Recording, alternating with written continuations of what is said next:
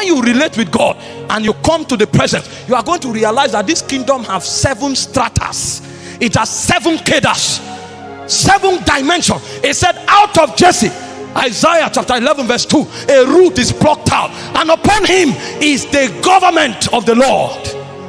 The first dimension is the lordship of God. You don't live the way you want anymore. That's why I say, when you were young, you went where you wanted. Now that you are old, you will be carried.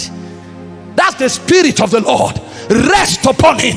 The spirit of wisdom, the spirit of understanding, the spirit of knowledge, the spirit of might, the spirit of counsel, and the spirit of the fear of the Lord. When God begins, he rules you.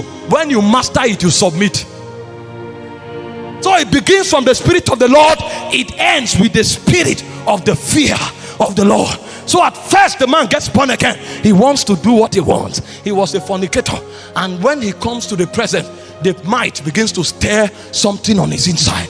The might, if he continues fighting that thing, he will remain a fornicator. And if he remains a fornicator, he will not be a vessel unto honor.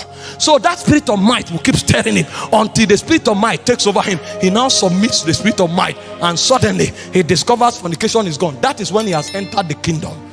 It's possible for a man to only operate at the second strata.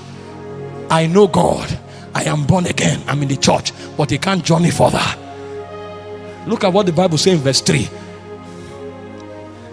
When you have come under kingdom, and he said, he shall make him of a quick understanding in the fear of the Lord, and he shall not judge, because now the kingdom has come upon you.